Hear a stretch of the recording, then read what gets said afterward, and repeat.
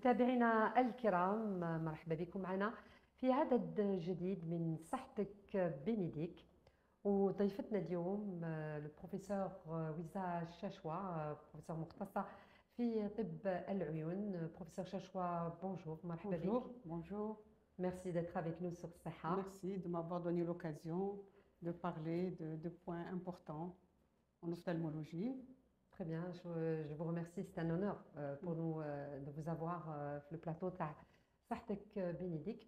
إذا اليوم بروفيسور راح نتكلموا على un sujet très sensible et d'une grande importance. راح نتكلموا على زرع القرنية، donc la greffe de cornée.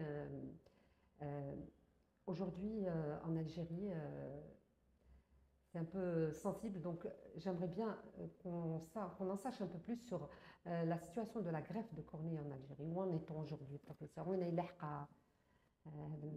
Donc, merci de m'avoir donné l'opportunité de parler de la greffe de cornée et qu'en est-il de la greffe de cornée en Algérie.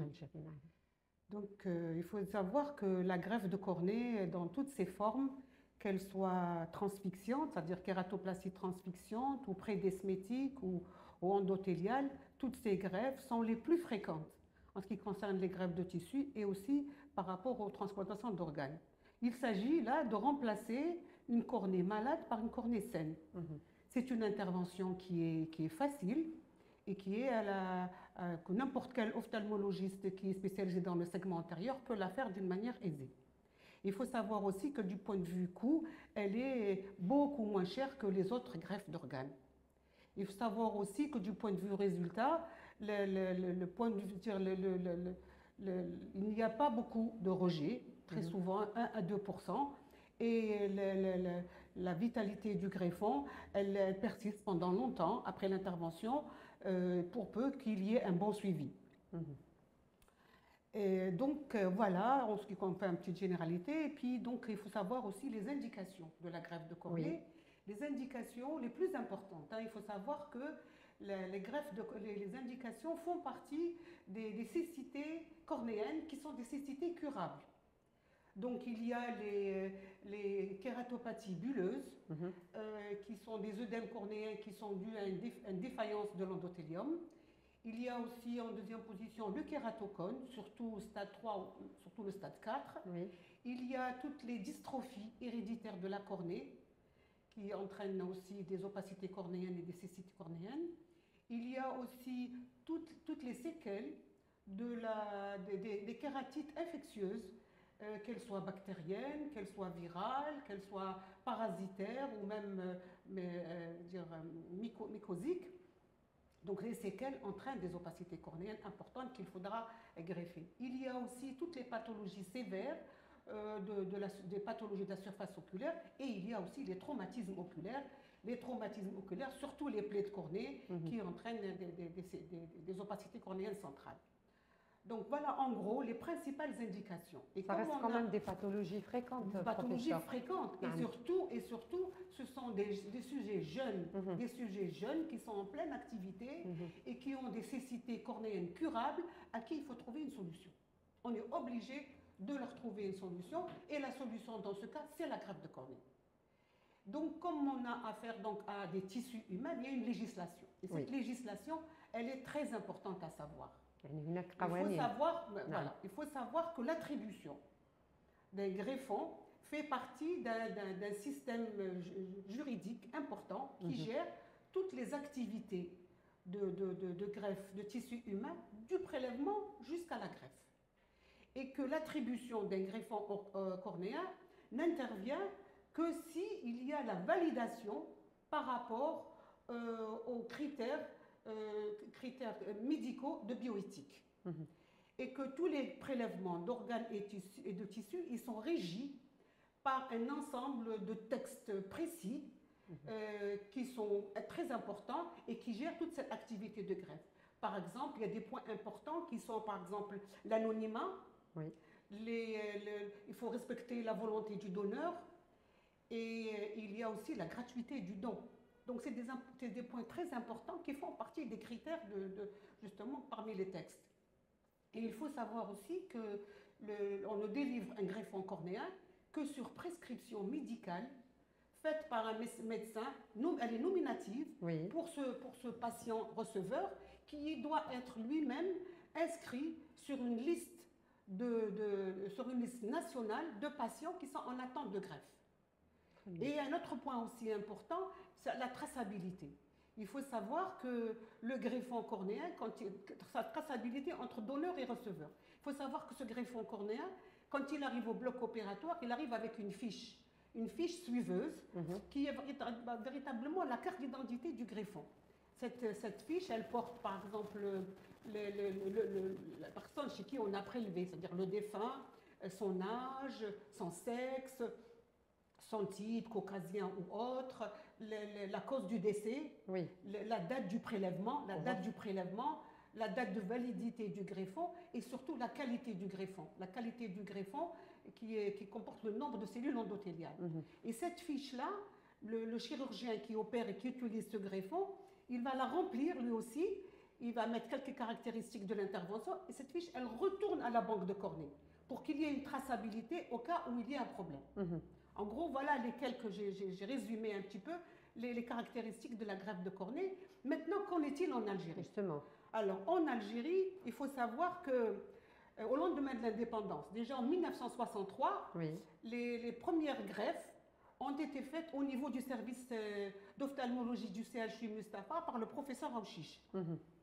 C'est lui qui a initié la greffe de cornée en Algérie. C'est lui qui a appris à tout son staff, tous ceux qui ont voulu apprendre la greffe de cornée. C'est lui, c'était les années 70 jusqu'à 80, voilà. Et il y avait même des Tunisiens et des Marocains sont venus apprendre la greffe de cornée en Algérie. Et cette activité, elle a duré jusqu'en 1985. Elle faisait partie de l'activité normale, ordinaire, du service hospitalier entre le service d'ophtalmologie et le service de médecine légale. En 1985, il y a eu la loi sanitaire de 1985 et qui a été renforcée par la loi en 1990, la loi de 97, qui, le fait de soumettre, en soumettant le prélèvement, en soumettant le prélèvement à l'accord préalable du défunt, ou alors avant le décès, ou alors en post-mortem à l'accord de sa famille, là, il y a eu arrêt total de l'activité de greffe. Pourquoi? Parce qu'il faut savoir que la cornée, on prélève, au début, on prélevait le globe. Maintenant, on prélève que la cornée, c'est un tissu. On prélève que la cornée avec une petite collerette sclérale. Et cette cornée, elle se détériore très rapidement après le décès. C'est-à-dire qu'il faut faire le prélèvement pendant les 8 heures après le décès.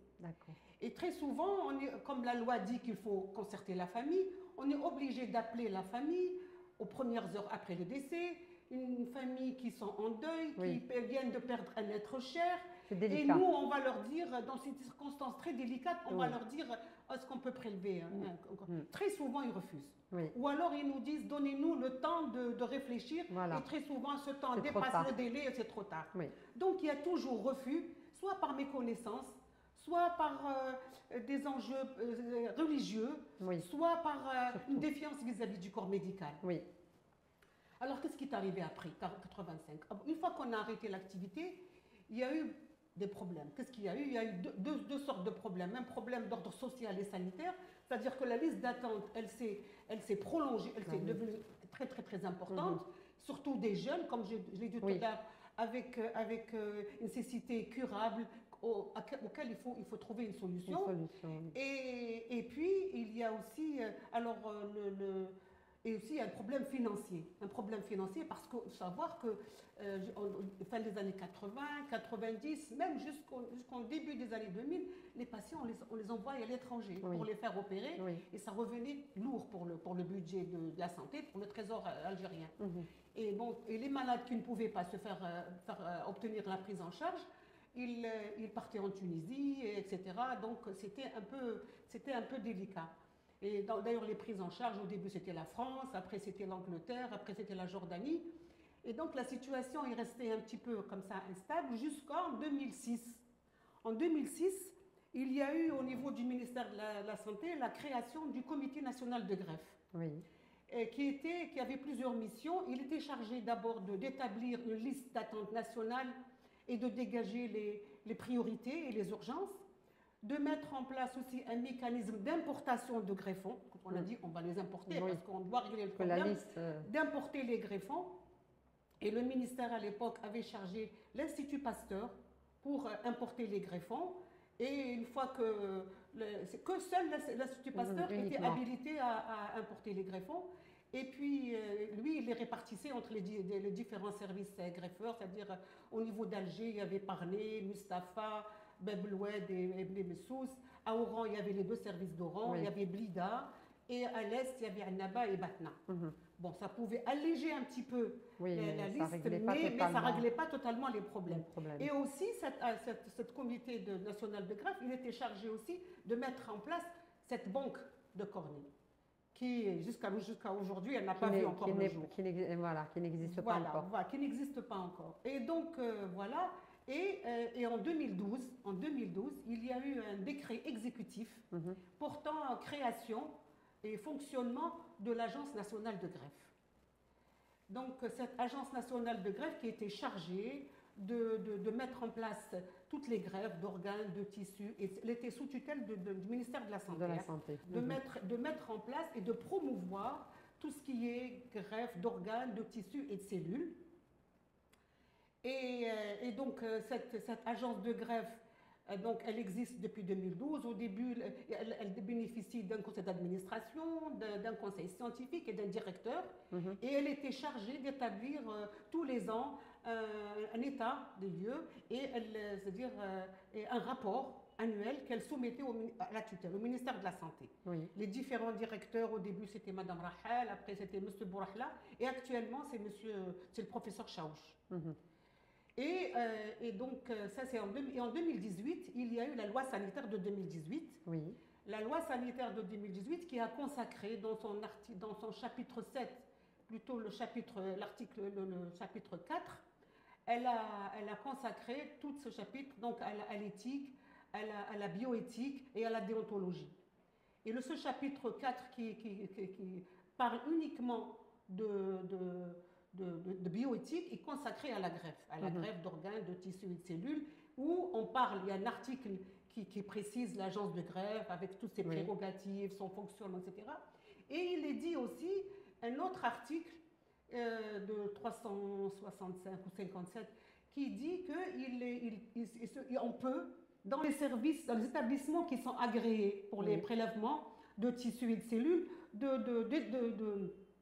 d'ouvrir ou bien de mettre en place des structures pour la conservation de tissus et de cellules. C'est-à-dire une espèce de banque.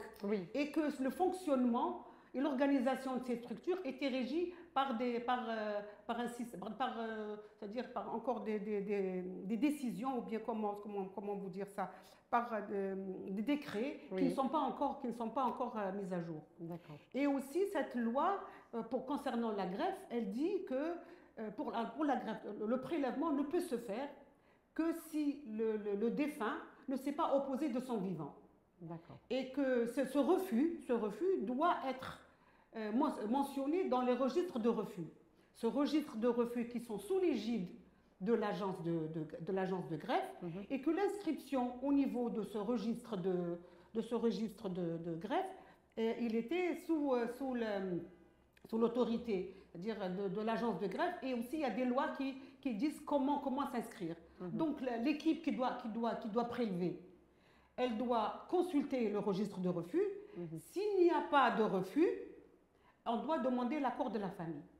Et on se retrouve toujours à l'emploi, dans le même problème. Et la famille qui refuse pour toutes les causes qu'on avait citées. Donc c'est tout ça qui fait voilà, donc je vais dire 2 points. Alors tout ça pour dire que notre pays est confronté à 2 défis, structurels et légaux. Donc il faut mettre en place un système réglementaire clair, net et précis qui permette de faire les prélèvements d'une manière bien précise sur le cadavre et sur l'état de mort encéphalique. Dernièrement, le ministre de la Santé a dit qu'ils vont développer le prélèvement d'organes et tissus sur l'état de mort encéphalique, et que aussi Et, bon, il y a ce défi, il y a aussi la dépendance de l'importation, Oui. les importations de Il faudrait, greffons qu'on importe des États-Unis, Mhm. et que l'importation du greffon, elle nous revient cher. Alors, le greffon rendu en Algérie, il nous revient pratiquement à 30 millions de centimes. Donc c'est cher. Oui, et aussi, parfois aussi, il y a des irrégularités d'importation, donc ce qui fait qu'il y a des ruptures, et donc l'arrêt momentané de greffe. Et aussi, il y a cette agence de greffe. Et que depuis 20 ans, cette agence de greffe, que les ophtalmologistes n'arrêtent pas de vouloir que cette agence de greffe voit le jour en Algérie. Cette agence de greffe, elle pourra justement répondre à la demande, Oui. Développer la recherche. Et surtout, par exemple, pour les greffes endothéliaux, nous pouvons les fabriquer ici. Vous savez qu'actuellement, pour les greffes endothéliales, l'Algérie envoie encore les patients à l'étranger. En ce moment, on est en train de les envoyer en Turquie. Et il faut savoir aussi un point important, que cette agence de greffe, elle existe. Elle existe dans tous les pays, par exemple au Maghreb, en Tunisie, au Maroc. Tous les pays arabes, ils ont leur banque. L'Algérie n'a pas encore sa banque.